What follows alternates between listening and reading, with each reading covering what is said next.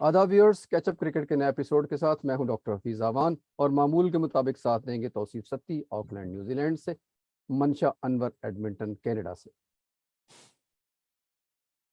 Thank you Netherland, thank you Netherland, दिल दिल Netherland, जहां जहां नेदरलैंड। इस तरह के बेशुमार नगमे आपको सोशल मीडिया पर, यूट्यूब पर जगह जगह मिल रहे हैं और यकीनन ये हर पाकिस्तानी की दिल की आवाज़ है कि पाकिस्तान वर्ल्ड कप से कहाँ था और कहाँ पहुँचा।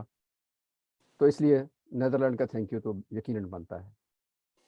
तो वर्ल्ड कप T20 2022 की ट्रेन चलती जा रही है, अगर मगर चूंके चनाचे, ज़ेरो बम, मद्दो जज़र और हमारे जैसे कई और जुगादरियों के अंदाज़ों, कयाफ़ों और तखमीनों को पछाड़ती हुई पर्वतों की घटाइयों, तराइयों और नशेबो फराज से रिदाए रंग समेटती हुई आखिरी 4 मुसाफिरों को लेकर सेमीफाइनल के प्लेटफॉर्म पर पहुंच चुकी है। इन 4 मुसाफिरों में एक कदरे अजनबी तो नहीं, गैर मुतवक्को है, और वो है पाकिस्तान। ये होते हैं कुदरत के करिश्मे।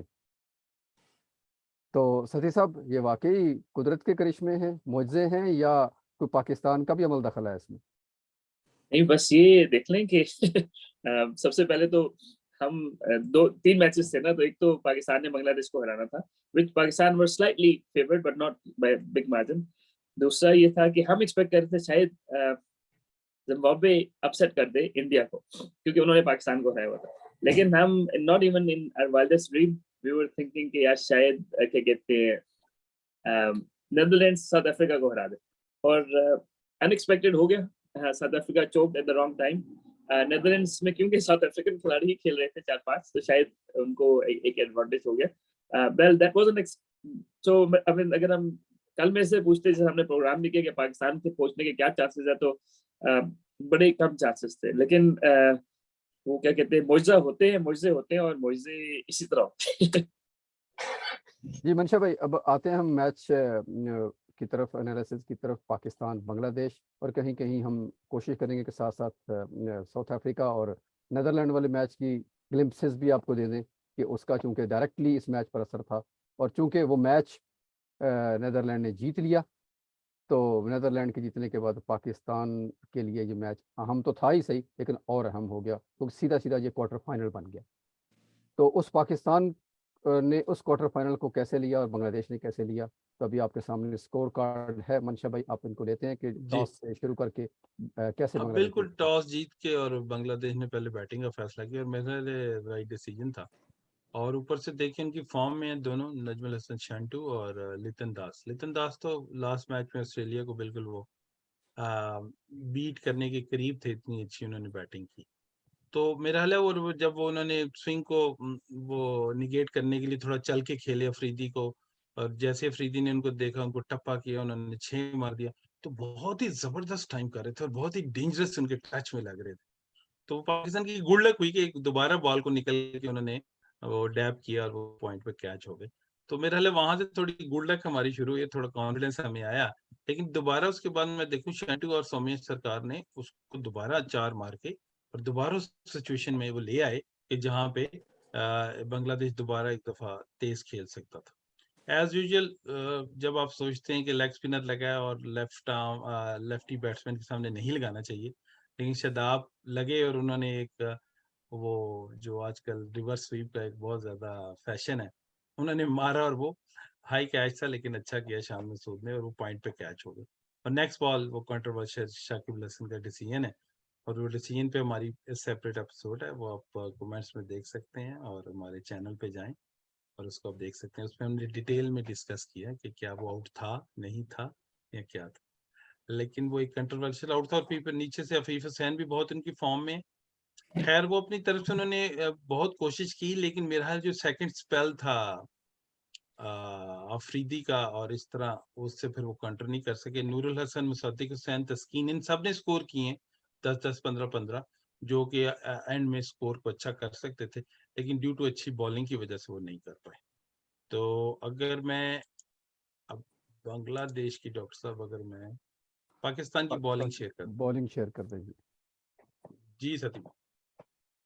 जी, बिल्कुल शाहिद शाह अफरीदी जैसा हमने कहा कि पिछले मैच से कमर उन्होंने बेंड करना शुरू कर दी और ऐसे लग रहा था कि वो जान से गेंद कर रहे हैं और लिटन दास को उन्होंने बड़ा अच्छा सेटअप किया। जब उन्होंने देखा कि वो आगे आने थोड़ा-सा बाहर कराई और आउट किया। Shahid Shah Afridi I think now he is back to his best and Naseem Shah smart bowler पहले ओवर में उनको थोड़ा-सा एडजस्ट करने में मौका मतलब स्ट्रगल कर रहे थे, फिर ही फाउंड आउट क्या करना है।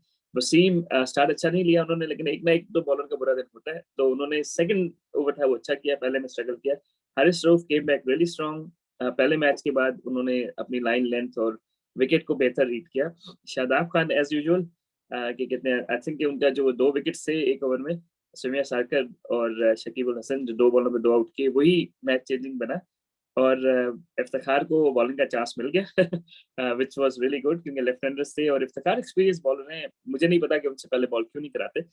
हाउएवर हमारे जो क्या कहते हैं एक और रेगुलर बॉलर हैं लेफ्ट आर्म स्पिनर नवाज, उनसे बॉल नहीं कराए बट इट मेक्स सेंस क्योंकि इफ्तिखार से 3 करा लिए थे तो लेकिन आई एम स्टिल हैप्पी कि 5 के बजाय 6 बॉलर्स एटलीस्ट हमने यूज़ किए। जी डॉक्टर साहब, और अगर अब मैं आगे पाकिस्तान की बैटिंग की तरफ चले जाऊं। जी जी, डॉक्टर साहब। पाकिस्तान की बैटिंग सर उसी मझधार में है सर, जहाँ पिछले 6 महीनों से है। ये नैया कहीं पार लगती नज़र नहीं आ रही हमें ओपनर्स की। मुझे नहीं मालूम कि कौन सी सिफारिश करना पड़ेगी कि ये इस कुफर को तोड़ दिया जाए। लेकिन बहरहाल जो भी है जैसे भी है वो यूं है कि 32 बॉलें 32 रन रिजवान, 33 बॉलें 25 रन बाबर। और इस स्टैट्स के से हट के दोनों बुरी तरह स्ट्रगल कर रहे हैं। सबको नज़र आ रहा है कि वो एलिगेंस, वो जो नंबर 1 नंबर 2 की रेस थी, अब उससे कहीं कोसों दूर जा चुके हैं। तो मेरा ख्याल है कि इस ऐसी सिचुएशन में हर प्लेयर को, खासतौर पे खुद कैप्टन भी है बाबर आजम, तो उनके लिए बड़ा ईजी है कि वो अपने आप को कहीं और एडजस्ट कर ले, मिडिल ऑर्डर में ले आए। वन डाउन जो उनकी बेहतरीन पोजीशन है जिसके लिए वो बने, वो वैसे भी वन डाउन की तरह ही खेलते हैं। सती साहब तो हमेशा यही कहते हैं कि वो वन डाउन की तरह ही खेलते हैं, तो बेहतर है उनको वन डाउन पे आ जाना चाहिए। ये मेरी तरफ से तो 1000वीं दफ़ा रिक्वेस्ट है, बाकियों की तरफ से भी देखते हैं कि कितनी दफ़ा करते हैं। तो मेरा ख्याल है कि ये वो 10 ओवर 56 रन यहाँ पे वो दोनों छोड़ के चले गए। आगे सती साहब लेते हैं कि नवाज और हारिस ने क्या रोल प्ले किया। अच्छा, एक तो हम एक्सपेक्ट नहीं कर रहे थे कि नवाज को भेजेंगे वन डाउन। रीजन उसका ये था, आई नो कि हमें 23 रन चाहिए थे, लेकिन रीजन उसका मेन रीजन ये था कि नवाज लो इन कॉन्फिडेंस है अभी और नीचे बारी कर रहे थे पिछले मैच में, मतलब थोड़ा सा नीचे खेले थे। तो आई डोंट नो कि जब हारिस ने वन डाउन अच्छी बारी की है तो उन्हीं को क्यों नहीं। आई कैन अंडरस्टैंड कि नवाज को इसलिए कि शकीब उल हसन बॉलिंग करेंगे तो शायद उनको लेकिन क्योंकि वो आउट ऑफ थोड़ा सा लो कॉन्फिडेंस में है, तो I think that's the last thing you want to put him on the spot. पिछले मैच में सिर्फ इफ्तिखार और शादाब ने भी बारी की और शान मसूद भी ठीक खेलते रहे। अगर आपने लेफ्टी ही भेजना था तो शान मसूद को भेज देते मेरे ख्याल में, लेकिन हारिस की मेरे ख्याल है बनती थी क्योंकि अगर आप देख लें तो हमारे जो टॉप 2 हैं उन्होंने ऑलमोस्ट 11 ओवर खेल लिए। जो हम पहले बात करते थे ना कि ये दोनों मिला के 11 ओवर खेलते हैं, और वैसे इन्होंने अपने जो है ना वो क्या कहते हैं 65 बॉलें खेल ली, फिर 11 ओवर खेल लिए, ठीक है। लेकिन 11 ओवर में जो है वो इन दोनों ने अगर हम देखें तो मिला के क्या कहते हैं 57 रन किए।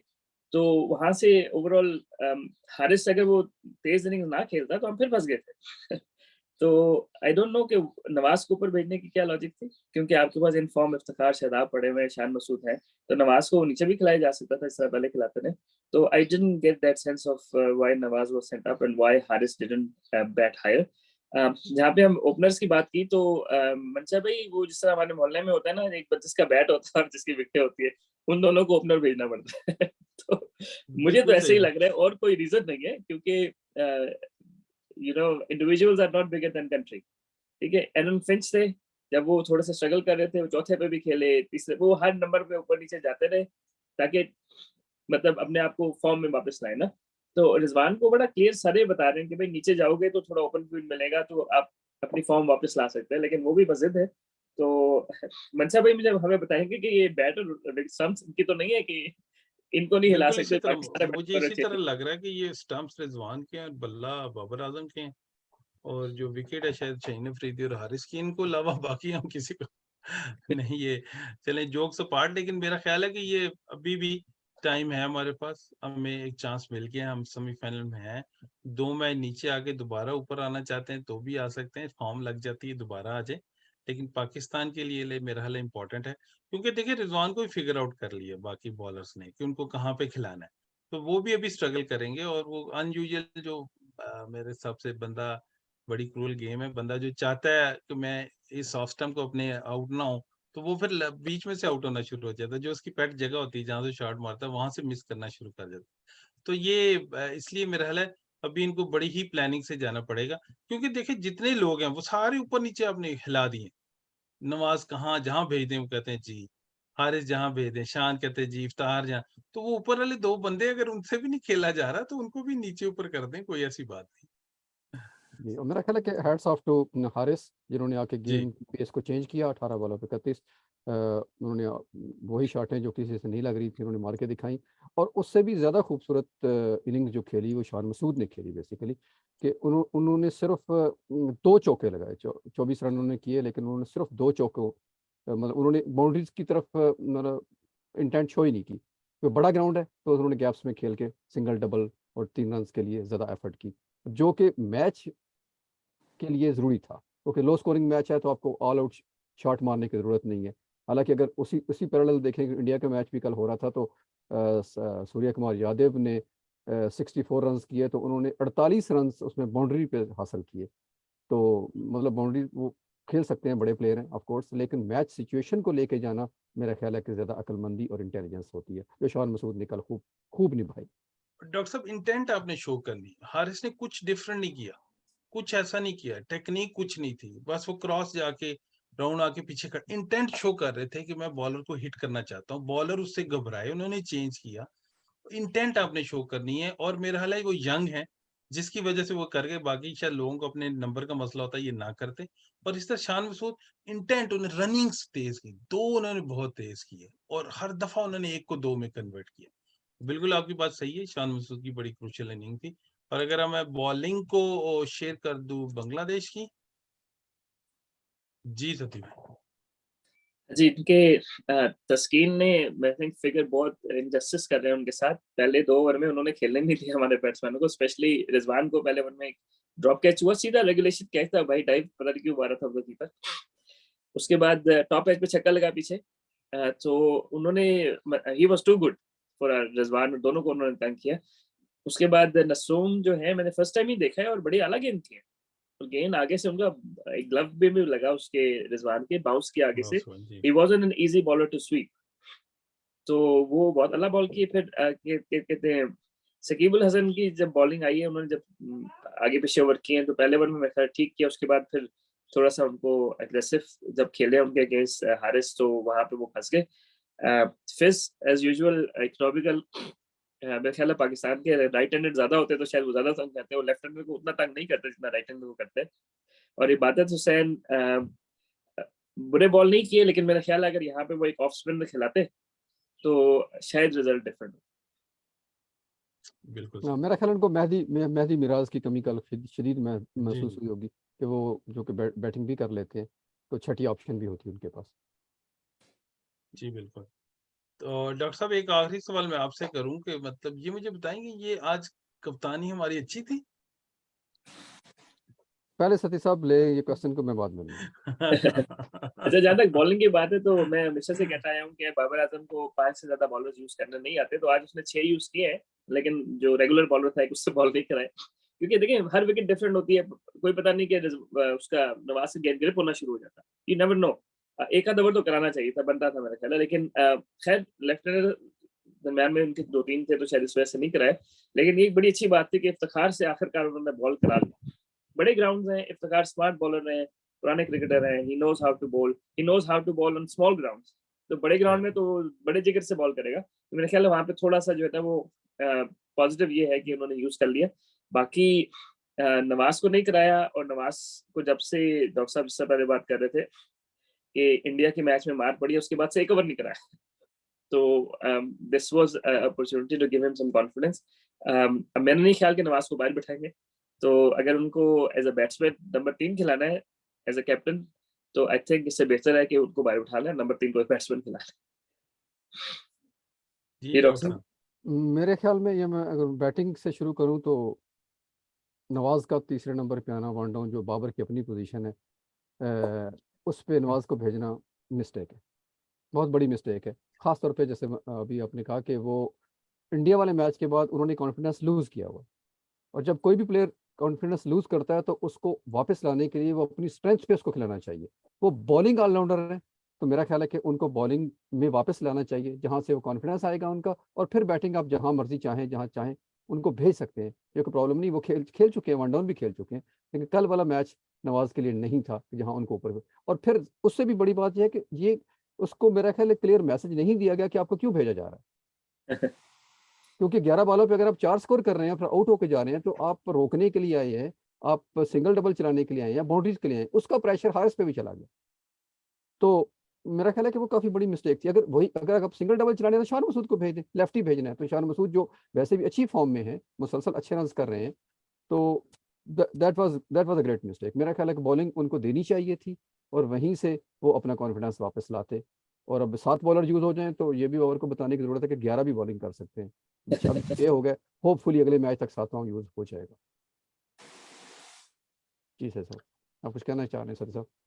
नहीं नहीं, मैं बिल्कुल एग्री करता हूँ कि अगर किसी बॉलर का पहला ओवर अच्छा नहीं हुआ, जिस तरह पिछले मैच में हैरिस रोज को पहला ओवर अच्छा नहीं हुआ, उससे दूसरा भी करा दिया आगे ना, तो वो दीज आर मिस्टेक्स। इसमें ये है कि मेरे ख्याल आहिस्ता आहिस्ता he is learning to use more than 5 bowlers. पहले आज 6 किए तो अगले में 7 कर लेंगे। और बिल्कुल हर बॉलर के कोटा पूरा करना जरूरी नहीं है, और लाजमी नहीं कि आप 5 ही बॉलर खिलाएं, आप 5 से ज्यादा खिला सकते और हैं। डॉक्टर जी मेरा मतलब सती भाई इनके जहन में वो डालना चाह रहे हैं कि तुम्हें हम एज अ बैट्समैन खिला रहे हैं आसिफ की जगह, और हैदर अली की जगह खुशदिल का एक नंबर हम तुम्हें दे रहे हैं, तो तुम बॉलर ना अपने आप को समझो, इसलिए इनको ट्रेन कर रहे हैं, इनके दिमाग में डाल रहे यूर बैट्समैन। ये जोक से पार्ट ऐसी बात नहीं है।